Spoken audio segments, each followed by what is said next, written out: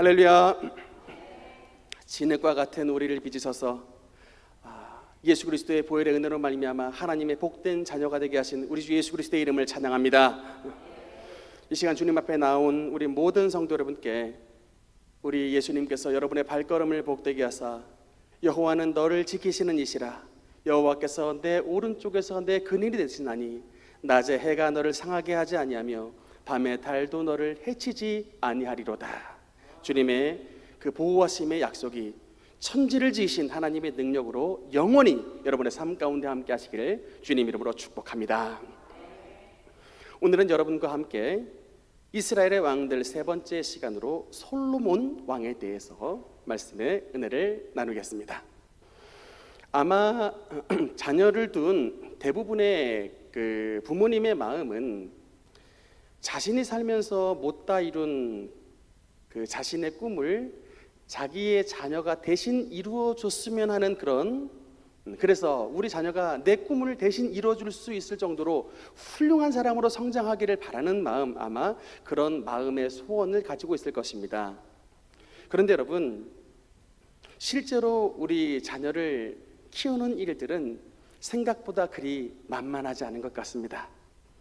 요새 방송가에서 가장 뜨고 계시는 박사님 중에 하나가 바로 여러분도 아시겠지만 오 박사님이십니다. 저기 화면에 오은영 박사님이신데 별명이 애통령이에요. 애들을 잘 키우는 요령을 잘 가르쳐준다 해서 애통령, 오은영 박사님이라고 불리는데, 사실 여러분, 자기 자식을 키우는 일에 왜 남한테 물어봅니까?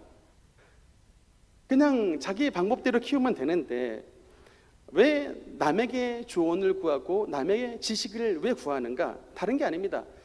잘 키워보려고 했는데 자기의 방법대로 키우면 잘 안 되니까, 뭔가 문제가 있으니까. 정말 내 금쪽 같은 새끼고 정말 내 분신 같은 그런 내 자식인데, 이런 금쪽이가 내 말을 너무나 안 듣고 이런 금쪽이들이 어느새 내 마음을 참 아프게 하는 이런 비극들이 대한민국 가정 안에서 너무나도 많이 일어나니까 지금 여러분, 그래서 저 화면에 나오는 박사님은 이런 분들이 전국에서 줄을 서 계셔가지고 상담 대기가 무려 2년이 넘게 기다려야 저분하고 상담을 할 수 있답니다. 이런 가정들이 지금 대한민국 전국에 줄을 서 있다는 것입니다.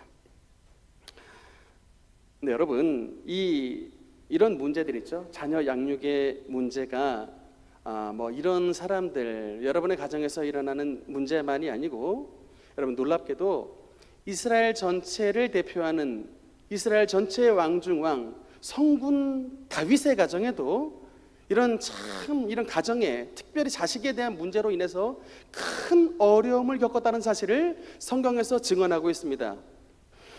여러분, 참 다윗이라고 하는 인물은 하나님의 축복을 받았지만 축복과 더불어 많은 고난과 많은 가시에 찔리는 인생을 살았습니다.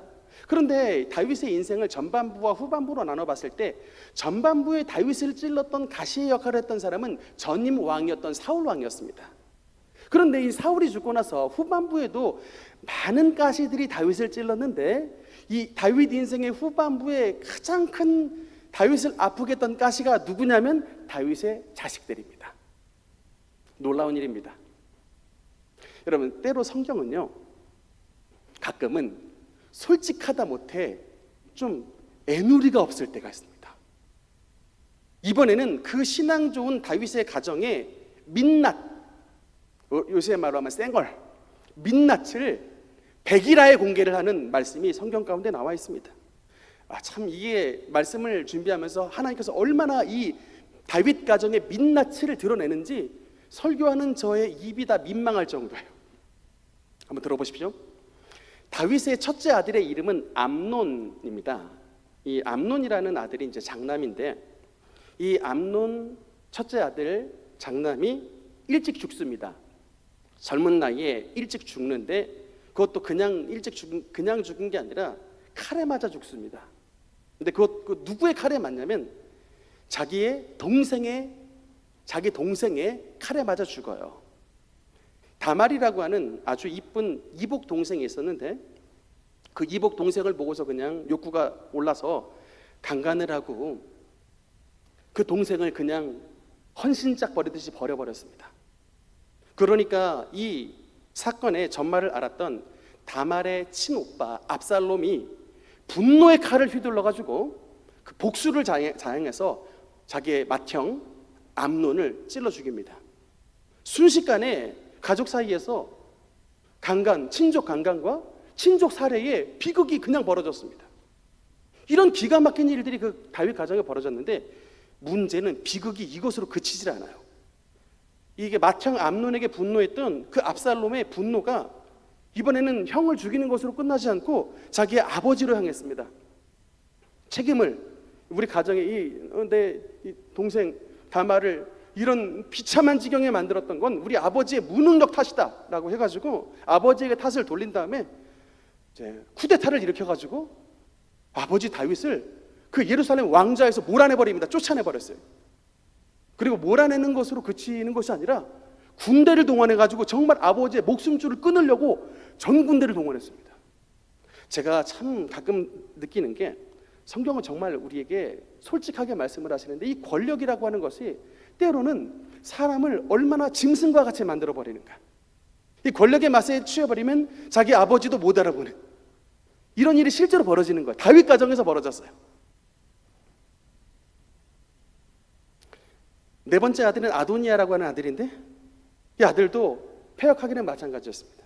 아무리 아버지 다윗이 이제 늙어가지고 노쇠했다 치더라도 아무리 자기의 서열이 다음번이라 할지라도 아버지의 제가와 명령이 떨어져야 그 선왕의 뒤를 이어 왕이 되는 것인데 아버지의 노쇠함을 틈타가지고 아버지 선왕의 허락도 없이 자기 자신을 왕으로 선포해버립니다. 사람들 모아가지고 내가 이제부터는 이스라엘의 왕이다. 그리고 대관식을 치러버렸어요. 이게 다윗 가정에서 일어났던 실제 일입니다. 첫째, 둘째, 셋째, 넷째가 있는데 일찍 죽었던 둘째 빼놓고 첫째와 셋째, 넷째가 다 이런 일을 벌였다니까요. 이게 다른 가정에서 일어난 일이 아니고 성군 다윗의 가정에서 일어났던 일입니다. 참 어떻게 이럴 수가 있는가 싶습니다. 그런데 성경에 보니까 아까 말씀드렸던 암논, 또 셋째 아들 압살롬, 넷째 아들 아도니아 이 세 사람의 한 가지의 공통점이 기록이 되어 있습니다. 열왕기상 1장 6절에 나와 있는데 우리 한번 같이 읽어보겠습니다. 시작. 그는 압살롬 다음에 태어난 자요 용모가 심히 준수한 자라. 그의 아버지가 내가 어찌하여 그리하였느냐 하는 말로 한 번도 그를 섭섭하게 한 일이 없었더라. 아멘. 여러분 태어나서 한 번도 잘못 안 한 아들이 세상에 있겠습니까? 그런데 이 다윗이 그 자녀를 보고 어떻게 했다고요? 그 자녀가 잘못한 순간에 자기의 잘못을 보고도 이 자식이 너무 이쁜 거예요. 심히 용모가 준수했어요. 그냥 눈에 넣어도 아프지 않을 정도로 너무 잘생기고 너무 잘나다 보니까 내가 혹시 그냥 괜히 아이에게 말했다가 이 아이에게 괜히 섭섭함 틈타가지고 나를 그냥 이게 의기소침해지면 어떡할까? 네, 상처받게 하지 말고 다음번에 잘하겠지 라고 그냥 넘겨버린 거예요. 한 번도 섭섭하지 않게 그 자식들을 키웠는데 그 세 아들의 이 심히 용모가 준수했던 이 세 아들의 결말이 뭐로 이어졌다고요? 패역함으로 이어졌다라고 성경은 고발하고 있는 것입니다. 그런데 여러분 참 이상하게 다윗이 이런 암논이나 또는 압살롬이나 또는 아도니아 같은 왕은 아도니아 같은 자식들은 한 번도 섭섭하게 하지 않게 그렇게 키웠는데 이상하게도 다윗이 그의 아들 솔로몬에게 있어서는 양육 방법을 달리했습니다. 왜 달리했는지 성경에는 나와 있지 않기 때문에 알 수 없습니다만 아마도 이런 큰 삶의 비극을 겪고 나서 이렇게 키우면 자식을 패역하게 키우는 것이구나라고 아마 깨달았을 것 같아요. 그래서 아버지의 양육 방법이 솔로몬 때에 의해서는 바뀌어버립니다. 어떻게 키워냈느냐? 잠언 4장 4절 읽겠습니다. 시작. 아버지가 내게 가르쳐 이르기를 내 말을 내 마음에 두라. 내 명령을 지키라. 그리하면 살리라. 아까 그 앞선 세 아들에게는 한 번도 섭섭하게 하지 않았던 다윗이 솔로몬, 이게 아까 읽었던 잠언은 솔로몬의 잠언인데 내 아버지가 내게 말하기를 다윗이 이렇게 양육했다라고 증언을 하죠. 명령을 지켜라. 그리하면 살리라. 그것으로 그치지 않습니다. 직접 말을 합니다. 역대상 28장 29절에 보면 여긴 제가 읽겠습니다. 내 아들 솔로몬아, 너는 내 아버지의 하나님을 알고 온전한 마음과 기쁜 뜻으로 섬길지어다. 여호와께서는 모든 마음을 감찰하사 모든 의도를 아시나니 내가 만일 그를 찾으면 만날 것이요 만일 내가 그를 버리면 그가 너를 어떻게 하신다고요? 영원히 버리시리라.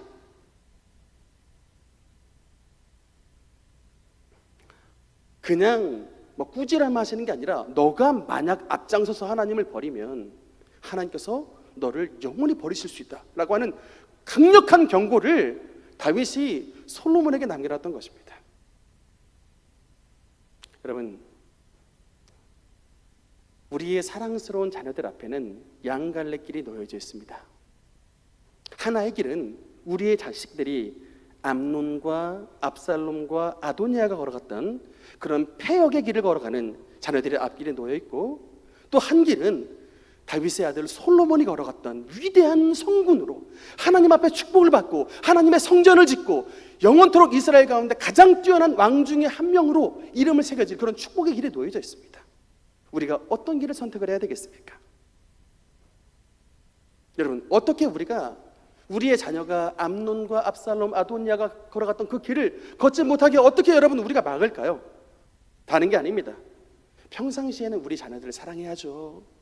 평상시에는 정말 하나님의 사랑이 부모님에게서 나타나도록 우리 자녀를 아끼고 사랑하고 힘을 줘야죠. 그런데 여러분, 어떤 순간이 꼭 있냐면 우리의 DNA 속에는 우리가 아담으로부터 우리가 물려받았기 때문에 누구나 할 것 없이 죄악의 속성들이 우리의 자녀들 가운데 다 나타나게 되어 있습니다. 그런 순간이 발현될 때가 나타나요. 왜? 우리는 다 죄의 후손이니까. 한 번 태어난 것으로는 천국 갈 사람이 없습니다. 그래서 우리 자녀들 가운데는 죄악의 속성이 순간순간 튀어나올 때가 있습니다.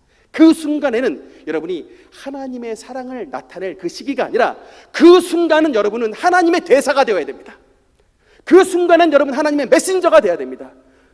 그 순간은 여러분, 그 순간 갈림길이 자칫 잘못하다간 우리 자녀가 마귀의 자식의 길로 걸어갈 수 있기 때문에 그 순간은 우리가 부모님이 아니라 하나님의 자녀가 되어 하나님의 대사가 되어 우리 자녀를 죄악된 길로 막는 역할을 해야 되는 것입니다.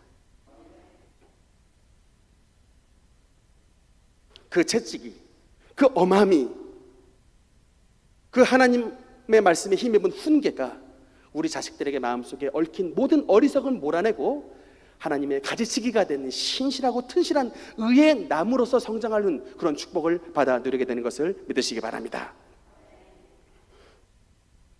여러분, 나이 40살이 되면 자기 얼굴에 책임을 져야 된다라는 말이 있습니다.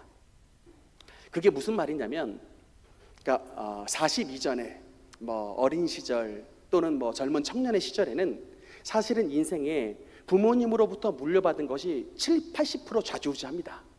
제가 보면 명석하신 부모님 자식들은 가만 보면 머리가 좋아요. 또 가만 보면 좀 안타깝게도 공부랑 거리가 먼 부모님 자식들은 이상하게도 공부가 거리가 멀어. 그러니까 여러분, 너무 본인 공부 안 해놓고 자식들에게 공부 많이 하라고 강요하면 제가 항상 말씀드리지만 자기 자신을 조금 되돌아보셔야 됩니다. 그러니까 다른 달란트, 다른 재능을 찾을 수 있게끔 좀 인도를 해주셔야 돼요.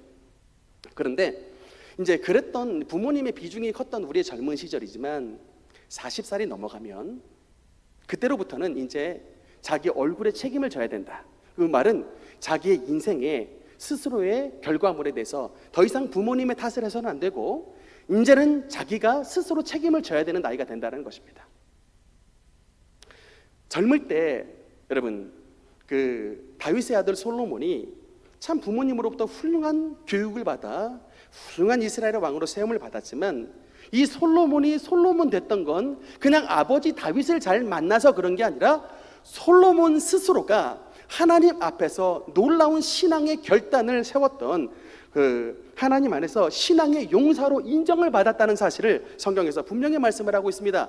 열왕기상 3장 3절 4절 우리 두 절 같이 읽겠습니다. 시작. 솔로몬이 여호와를 사랑하고 그의 아버지 다윗의 법도를 행하였으나 산당에서 제사하며 분향하였더라. 이에 왕이 제사하러 기브온으로 가니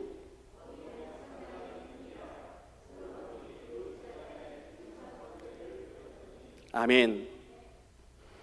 솔로몬이 하나님을 사랑하여 주님 앞에 1000번제를 드렸다라고 말씀이 나옵니다. 솔로몬이 드렸던 1천 번제가 무엇일까? 학자들의 의견은 크게 두 가지로 나뉩니다. 첫째는 뭐냐면 솔로몬이 1천일 동안, 즉 거의 꼬박 3년을 다 채우는 기간 동안 하나님 앞에 번제를 드렸다. 날짜로 계산하는 그런 의견이 있고, 이제 다른 학자들은 그게 아니고 솔로몬이 양이나 소 같은 제물 1,000마리를 한꺼번에 다 잡아가지고 하나님 앞에 드렸다.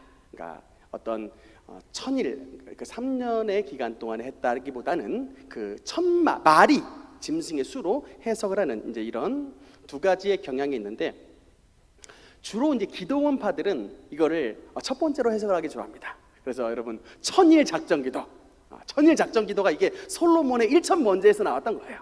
솔로몬이 하나님 앞에 정말 천일 동안 기도하여 하나님의 놀라운 축복을 받았던 것처럼 주님 앞에 기도하겠습니다. 뭐 이렇게 뭐 해석을 하시는 분도 있습니다만, 저는 그것보다는 후자로 해석을 합니다. 아마도 제물을 1,000마리를 한꺼번에 드렸을 것이다. 이렇게 해석을 하는데, 뭐 전자든 후자든 그게 중요한 게 아닙니다. 핵심은 뭐냐면, 핵심은 여러분 이 솔로몬이 하나님을 사랑했던 그 사랑이 뭐로 나타났다는 거예요. 주님 앞에 예배, 주님 앞에 제물을 드림으로, 주님 앞에 희생의 제물을 드림으로 하나님을 사랑한 그 솔로몬의 사랑이 증명이 되게 되었다는 것을 나타내고 있는 것입니다.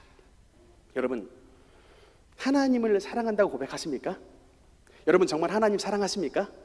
여러분 정말 우리가 하나님을 사랑하면 하나님을 사랑하는 그 사랑이 뭐로 나타나야 되느냐면 정성으로 나타나야 되는 거예요. 하나님을 사랑하는 사람은 주님께 예배를 드릴 때 진짜 마음과 뜻과 정성을 다해 주님 앞에 예배를 드리게 되어 있는 것입니다. 제가 가끔 우리 할아버지들을 봅니다.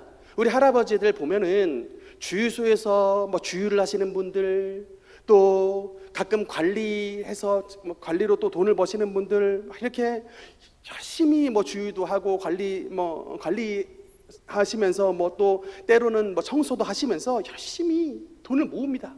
그리고 이분들이 뭐 하는가를 봤더니 정성껏 그 돈을 모아가지고 손주들 대학 갈 때 그 첫 등록금을 할아버지들이 탁 대주시더라고요. 여러분 왜 등록금을 줄까요? 손주들한테. 다른 게 아닙니다. 사랑하니까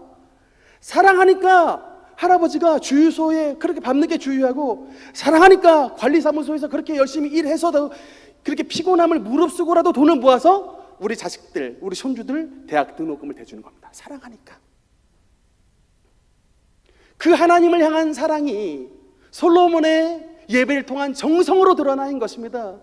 여러분 3년 동안 주님 앞에 예배를 드렸든 아니면 1,000마리의 제물을 주님 앞에 예물로 드렸든, 여러분 양이 또는 소가 얼마입니까? 한 마리를 드린 게 아니라 1,000마리를 드렸다고요. 보통 비용이 들겠습니까? 그런데 그 솔로몬이 하나님 앞에 그런 제물을 드렸다는 것은 나의 모든 물질보다, 나의 가지고 있는 모든 재산보다 우리 하나님을 더 사랑합니다 라고 하는 그런 사랑의 정성이 솔로몬의 예물을 통하여 나타나 있는 것입니다. 저는 여러분께 부탁드리고 싶습니다. 여러분 예배 시간에 지각하시면 안 됩니다. 또 주일 예배 오실 때 여러분 뭐 꼭 고급 옷, 막 고급 막 이거 오라고 들고 오고 입고 오라는 얘기는 안 드리는데, 적어도 하나님 앞에 오실 땐 정성을 다하셔야 돼요.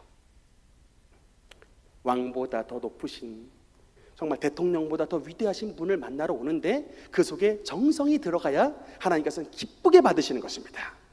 과부의 2 렙돈을 주님께서 기뻐하셨던 것은 과부의 그 열악한 환경 가운데 하나님 앞에 정성을 들였기 때문에 주님께서 다른 어떤 부자보다 이 과부가 하나님 앞에 예물을 많이 드렸다고 인정하시는 거예요.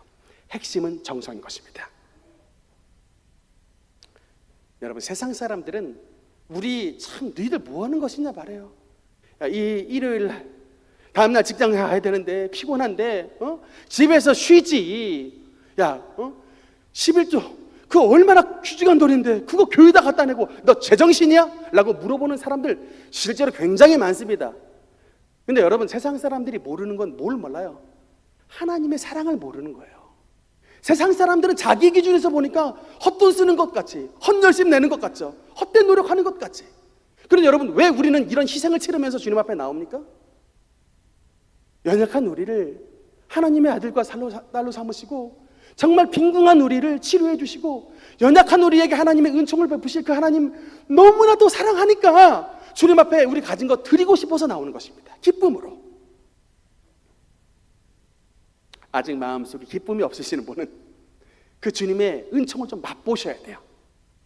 이 기쁨을 맛보시지 않으시면 이게 신앙생활의 의무가 돼요. 율법이 됩니다.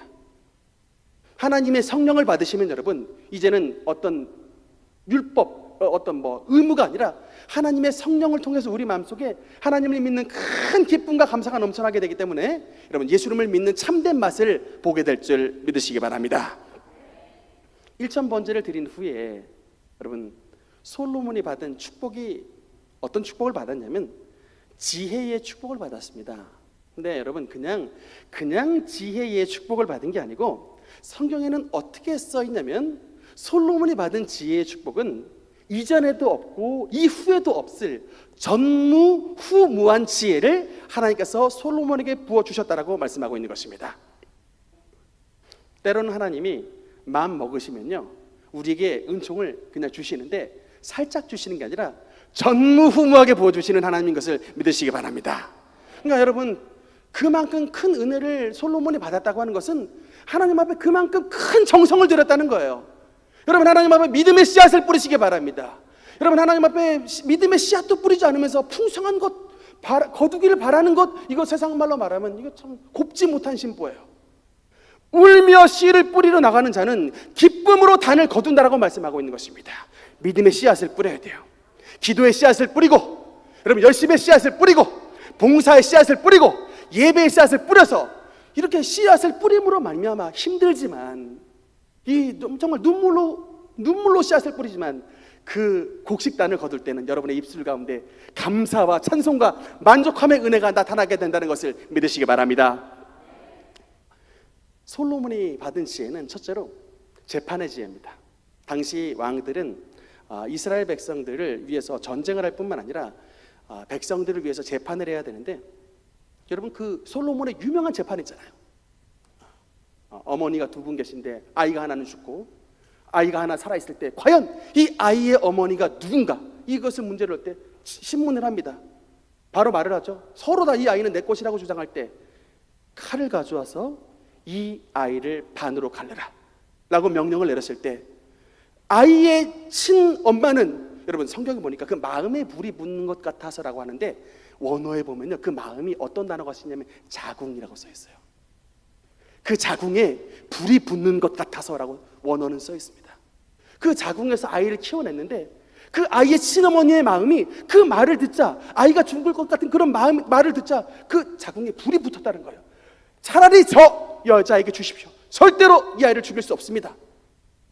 이게 하나님께서 주신, 여러분 솔로몬의 지혜는 어떤 상황을 판단하는 판단의 핵심을 찌르게 하는, 모성이라고 하는 이런 판단의 핵심력을 찌르게 하는 놀라운 지혜를 우리의 삶 가운데 부어주시는 것입니다. 하나님의 지혜는 어떤 우리가 경험으로 얻어지는 게 아니에요. 하나님께서 순간에 이것이 옳고 그름을 정확하게 판단할 수 있는 판단력을 주시는데, 여러분 사업터에서, 여러분 또 공부할 때, 여러분 또 직장생활에서 얼마나 명석한 지혜가 요구가 될 때가 많습니까? 지금 이런 팬데믹의 상황에서 여러분 얼마나 많은 명석한 머리가 필요합니까? 얼마나 많은 판단력이 필요합니까? 지금 막 이런 시국에 막 주식 투자하는 사람 정말로 우둔하죠. 다 막 그냥 그러니까 시기와 때를 분별할 수 있는 참 이런 하나님께서 판단력을 잘 주셔야 되는데, 이런 재판과 판단의 지혜를 주셨고, 때로는 또 솔로몬의 지혜를 보니까 하나님께서 이 시와 음악과 작곡의 지혜를 주셨습니다. 열왕기상 4장 32절 33절에 보면 이런 말씀이 있습니다. 그가 잠언 3,000가지를 말하였고 그의 노래는 1,005편이며. 우리 이강균 집사님이 참 음악적 재능이 뛰어나셔가지고 작사 작곡 굉장히 잘하시는데 원조가 계셨습니다. 솔로몬 선생님이세요. 1,005편을 이미 작사 작곡을 해서 성경에 기록이 되어 있잖아요. 그 중에서 이제 아름다운 노래가 몇 가지 전례가 되는 게 이제 아가서, Song of Songs, 아름다운 노래, 이런 것들이 이제 우리에게 전례가 되는데, 이런 하나님께서 우리에게 지혜를 주시면 참 이게 특히 어떤 음악을 하시는 분이라든가 또는 어떤 이런 뭐 시를 쓰시는 분이라든가 하나님의 이런 솔로몬이 받았던 이런 또 지혜를, 어떤 문학적인 지혜를 받으셔야 돼요.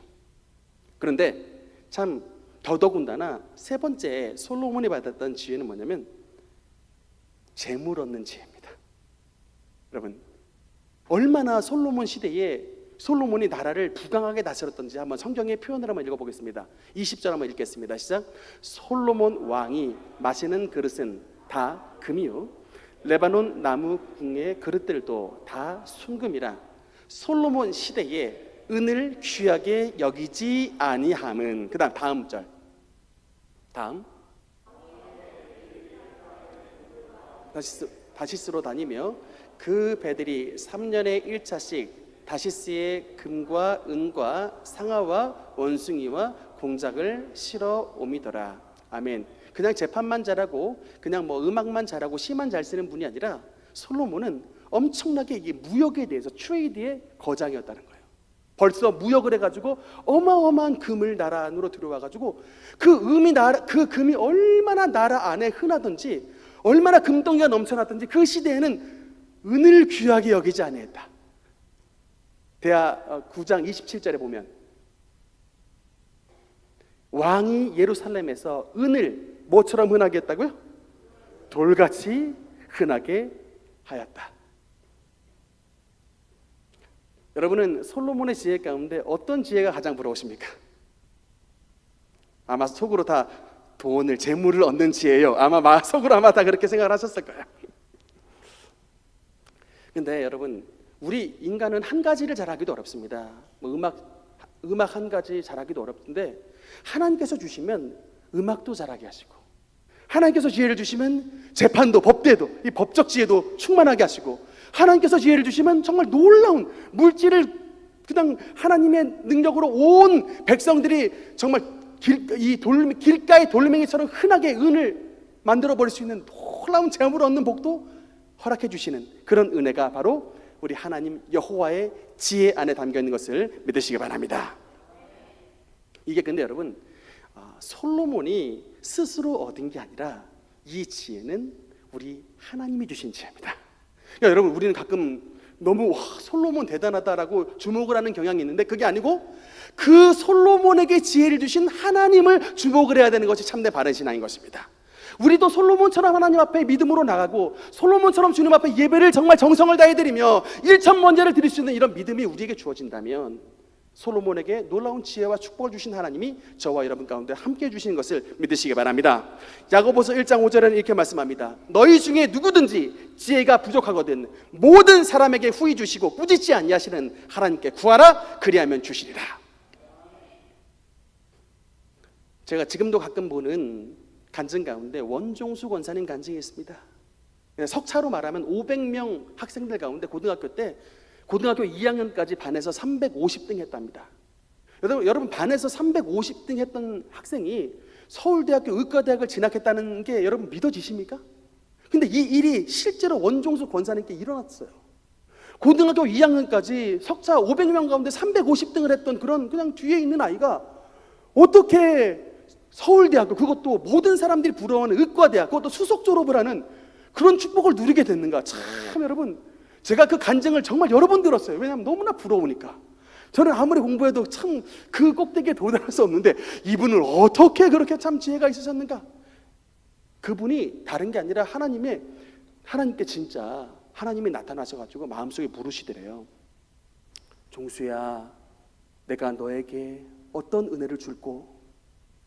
그때 하나님, 그때 너무나도 권사님 가정이 어려워가지고 남의 그냥 비세는 집에서 남의 그 단칸방에서 살고 있었을 그때이기 때문에 너무 가난해서 자기 그때 알고 있는 최고 금액이 100만 원이었답니다. 100만 원. 하나님 100만 원 주옵소서라고 하려다가 순간 유년주일학교 때 선생님한테 들었던 솔로몬이 1,000번제를 드린 다음 하나님 앞에 소원을 구할 때 내가 너에게 무엇을 줄까 물어보셨더니 지혜를 주옵소서라고 대답했을 때 전무후무한 지혜를 받았다. 이 주일학교 교육이 너무나 중요해요. 이 딱 그 들었던 말씀이 탁 떠올라가지고 100만 원 하는 입을 자기 탁 들어맞고 하나님 지혜를 주시옵소서, 솔로몬에게 주신 그 지혜를 주옵소서라고 기도를 했는데 하나님께서 주신 지혜가 뭐냐면 책을 2번만 읽으면 교과서가 다 외워진대요. 책을 딱 교과서 2번만 읽으면 그 책이 머릿속에 다 외워져가지고 고개를 이렇게 하면 책장이 넘어간답니다. 시험 2번만 그냥 책 2번만 읽고 가면 이렇게 하면 책장에 넘어가지고 답이 다 보인대요. 그래서 하나님 이거 컨닝 아닙니까 했더니 신령한 컨닝이니 받아 먹어라 응답을 주셨답니다. 수학은 이제 이게 넘어가는 게 아니니까 수학에서만 점수가 좀 해서 서울대학교를 수석으로 못 들어갔지만 뭐 암기하는 모든 것에 있어서 자기를 당할 자가 없으니까 왜? 하나님이 전무후무한 솔로몬의 지혜를 주시니까 책이 머릿속에 다 들어가 버리는 거예요. 그러니까는 서울대학교 의과대학 수석 졸업. 근데 여러분 그게 우리가 이 원종수 권사님이 이런 은혜를 누린 게 참 부러운데 이분이 어떻게 해서 받은지에 대해서는 주목을 안 해요. 여러분 이분이 어떻게 해서 그런 은혜를 받은지 아십니까? 고등학교 2학년 때 우리 어린아이들 잘 들으세요. 고등학교 2학년 때 남들 다 밤에 잠을 자는데 그 교회에서 철야 기도를 하고 있는데 그 학생이 철야 기도에 참석해가지고 하나님 앞에 밤을 새고 기도하는 거예요. 밤을 새어 기도하고 새벽 3시경까지 기도한 다음에 잠깐 2시간 눈 붙이고 새벽 기도 5시에 또 새벽 기도하고 학교를 갔던 이런 정말 특별한 하나님 앞에 열심을 드린 거예요. 제가 정말 솔로몬의 지혜를 우리가 받기 위해서는 하나님 앞에 우리도 뭔가 정말 특별한 열심, 특별한 믿음의 씨앗을 뿌리는 이런 특별한 헌신이 있을 때 여러분 하나님께서 우리 삶 가운데 특별한 축복으로 함께 하신다는 것을 믿으시기 바랍니다. 그러면서 새벽 기도할 때 방언을 받으셨대요. 방언 받아가지고 그 방언을 통해서 하나님의 지혜가 임했다는 거예요. 여러분 우리 지축능력교회는 어떤 교회입니까? 원하면 다 방언 받을 수 있는 교회예요. 대한민국에 이런 교회 몇 군데 없습니다. 진짜 없어요. 여러분 대한민국에 몇 군데 없어요. 원하면 다 방언 받을 수 있는 여의도 순복음교회나 대야 좀 받을 수 있을까? 정말 없습니다. 정말 다 받으실 수 있어요. 원하시면 여러분 정말 하나님께서 여러분에게 신령한 방언을 주십니다. 원종수 권사님이 그 방언의 은혜를 통해 하나님께서 부어주시는 놀라운 전무후무한 정말 책이 머릿속에 다 들어가는 지혜를 주심으로 서울대학교 의과대학을 정말 들어가 버리는 완전 하나님의 지혜의 샘플로 쓰임을 받았다는 사실을 믿으시기 바랍니다.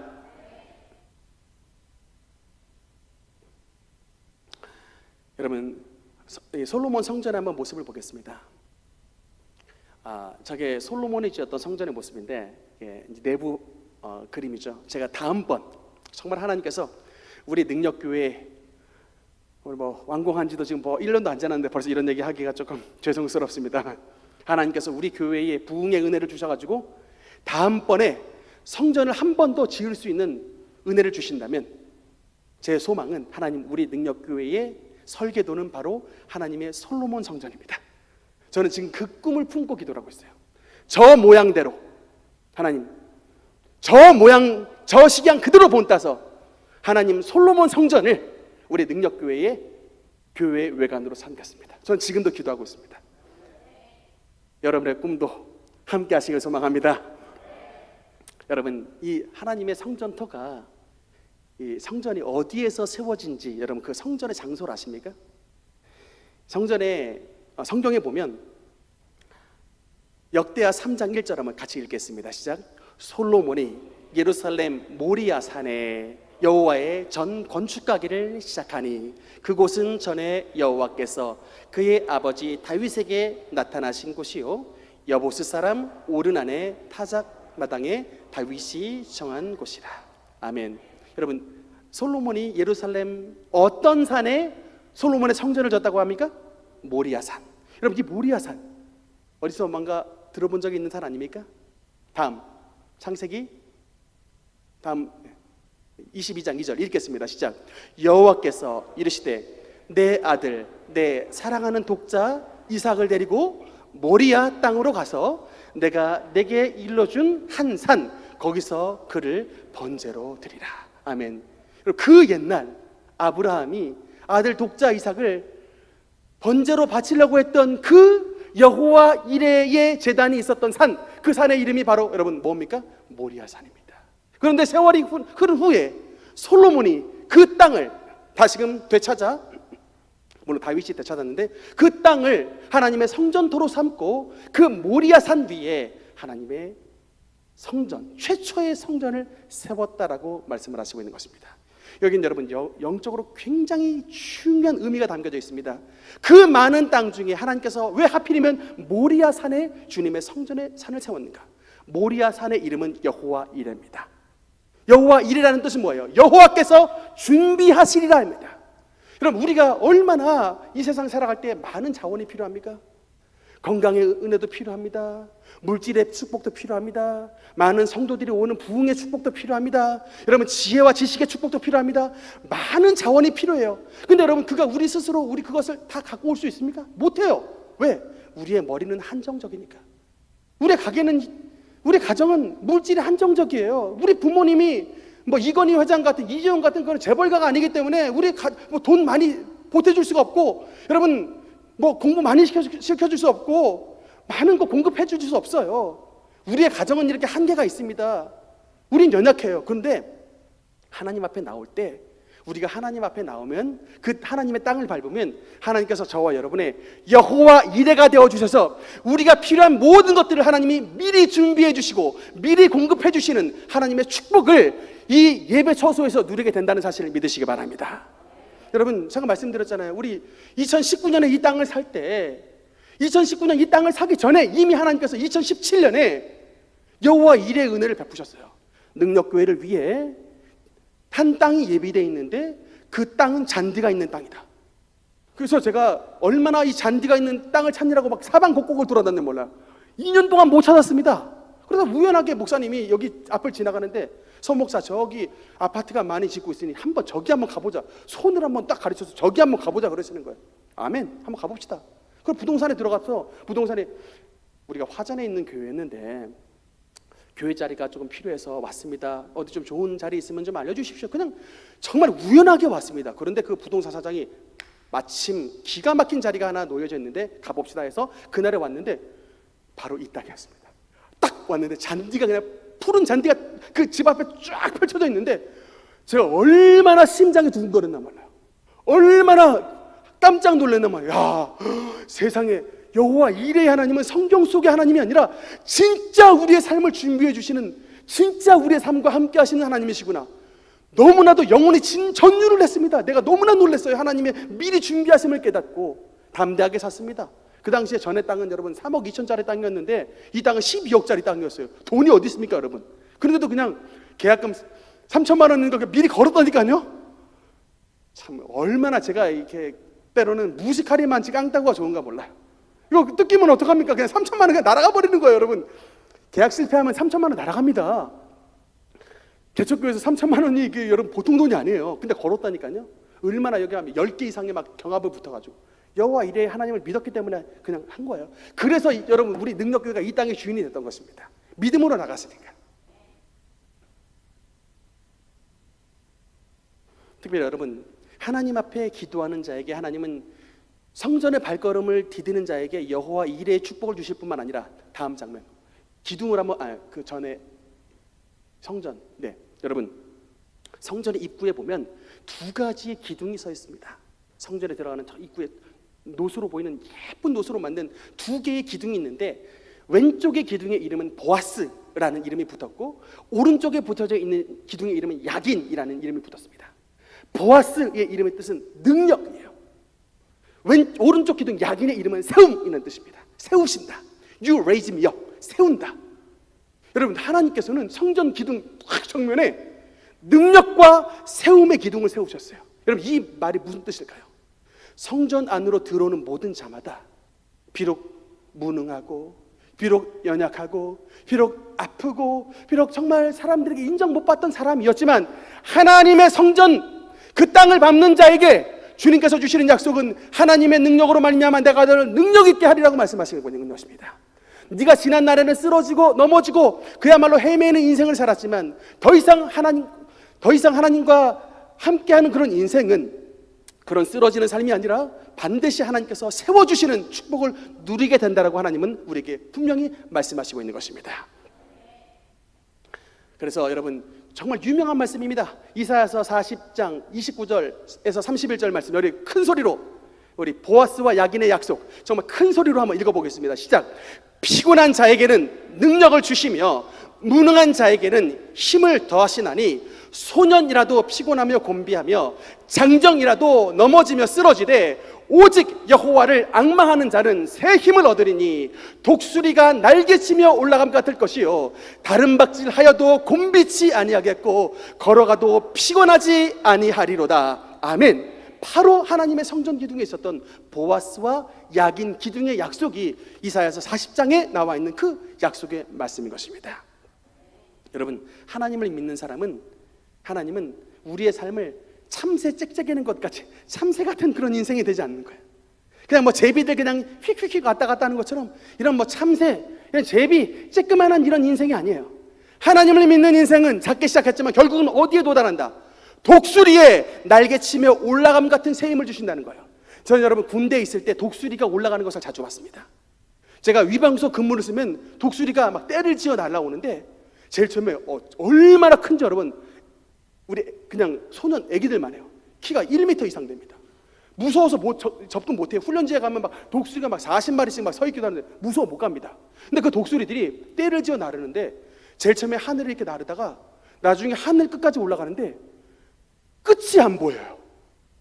독수리의 올라감 같을 것이요 라는 말씀이 여러분 끝이 안 보이게 올라갑니다. 야, 여러분, 하나님이 독수리의 날개치며 올라감 같을 것이요 라는 약속은 뭐냐면 우리가 이 땅을 살 때에 무한한 하나님의 자원을 받아서 우리의 모든 한계치를 극복하고 끝없는 주님의 능력을 바라는 인생이 되게 하신다는 것입니다.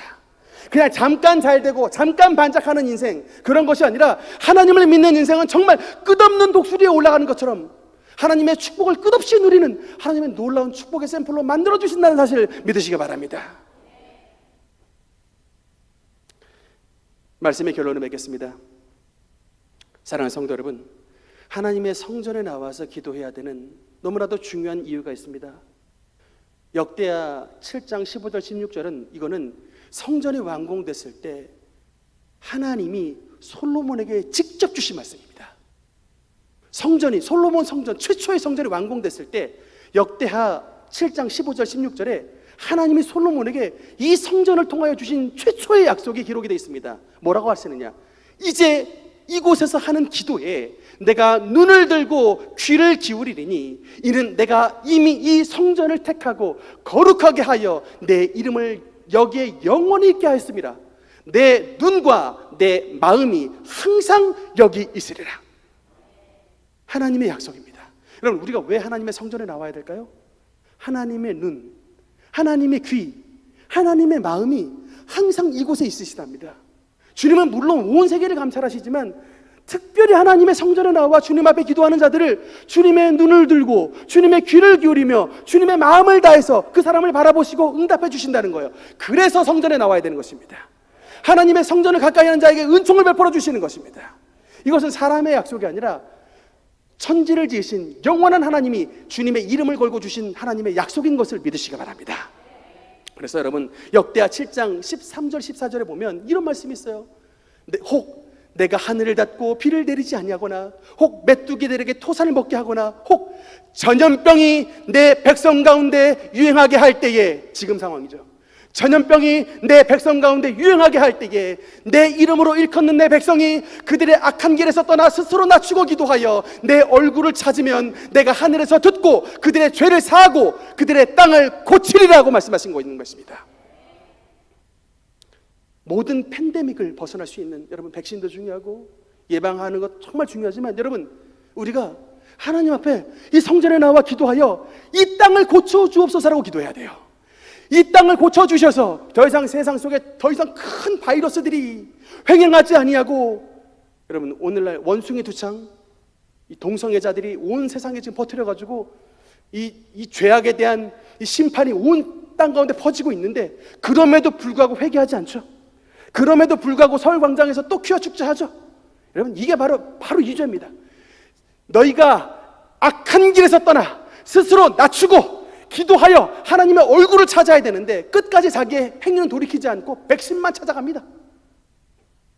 계속해서 막 변이에 변이를 낳고 계속해서 질병에 질병을 낳고, 여러분, 정말 위기의 상황입니다. 우리 깨어있는 주님의 백성들이라도 정말 하나님 앞에 나와 다른 게 아니에요. 우리 자신의 죄, 우리 대한민국의 죄, 우리 가정의 죄, 우리 교회의 죄, 우리 한국 교회의 죄, 정말 여러분 회개하여 우리 주님의 얼굴을 찾는 방법이 이 땅에서 주님의 진노가 거쳐지고 하나님의 놀라운 축복을 받는 놀라운 첩경인 것을 믿으시기 바랍니다. 주님 앞에 간구하는 모든 심령들마다 하나님께서 여러분의 심령 가운데 나타나셔서 놀라운 치료의 은혜를 베푸시길 축원합니다. 우리 김옥하 권사님 정말 10년간 정말 대상포진으로 고생하셨는데 지난번 금요 기도 시간에 선포가 됐죠. 그래서 제가 선포해서 권사님 정말 오랫동안 괴롭혔던 그런 가시가 빠져나갔습니다. 선포를 했는데 마음속으로 좀 쫄아해 있었어요. 그 이후에 별 말씀이 없으셔가지고 이게 또 별 차도가 없으면 어떡하는가라고 제가 좀 마음속으로 좀 긴장하고 있었는데 오늘 감사한 꿈을 내셨습니다. 10년간 저를 괴롭혔던 대상포진 고쳐주심을 감사합니다. 할렐루야. 이게 하나님의 은혜라고요. 주님의 성전에 나와 기도하시면 여러분 우리 솔로몬의 하나님께서 옥하 권사님의 하나님께서 저와 여러분의 하나님이 되심을 믿으시기 바랍니다. 하나님의 이 귀한 성전의 마당을 밟는 자들에게 여호와 일의 축복이 임할 것입니다. 하나님 앞에 나와 기도하는 자들 가운데 하나님께서 보아스와 야긴의 은혜를 베풀어 주셔서 그를 능력 있게 하시고 그를 세워주시고 그를 머리 위에 머리가 되는 축복을 반드시 허락해 주실 것을 믿으시기 바랍니다. 그 하나님의 은혜를 사모하여 우리 삶 가운데 솔로몬처럼 그 어떤 것보다도 하나님을 나의 사랑으로 여기고 주님 앞에 우리의 모든 삶을 다해 주님을 섬기는 신실한 주님의 백성들이 되어 하나님의 축복의 주인공 되시기를 주님 이름으로 축복합니다. 기도하시겠습니다.